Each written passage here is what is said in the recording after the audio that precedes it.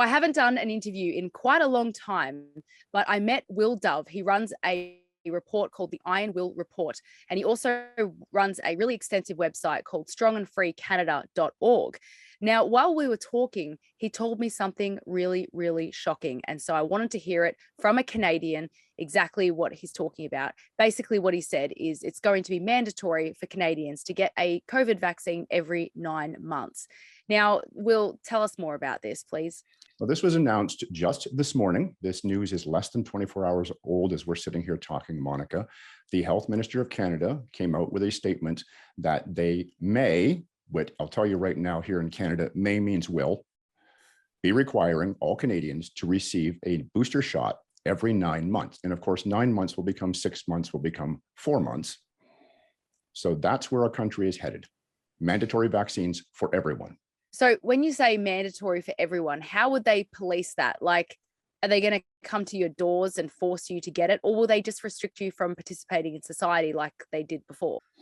Well, there's two answers to that question, two possibilities. As you mentioned, yes, it was done before with restrictions, just as you had in Australia. You can't go into a gym, you can't go into a restaurant, you can't attend a university, you lose your job if you don't comply with these vaccine mandates. However, our government has also seriously discussed forcing vaccines upon people. So that idea of come to your door and forcibly inject you, that has been discussed by our government. That's a big concern. I mean, we have had door-to-door vaccines here as well in the Northern Territories, but it's not more of a holding you down to vaccinate you. It's more of a very coercive, manipulative way of doing it to come to someone's door. Do you really think the government are capable in Canada of holding you down to vaccinate you, or?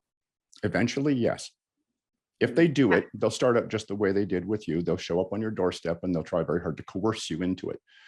And when that doesn't work, eventually, yes, I believe it will be forcible injections, physically forced upon people.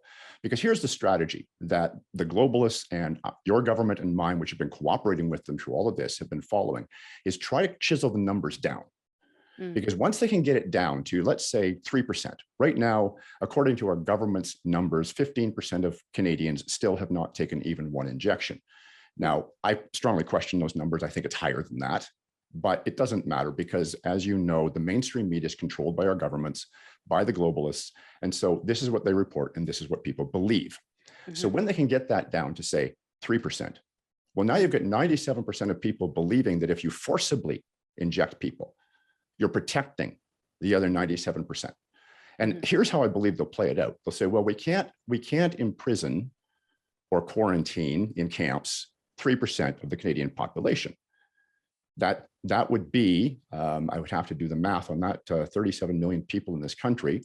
So you're looking at about 4 or 5 million people. Yeah. They don't have the resources to do that.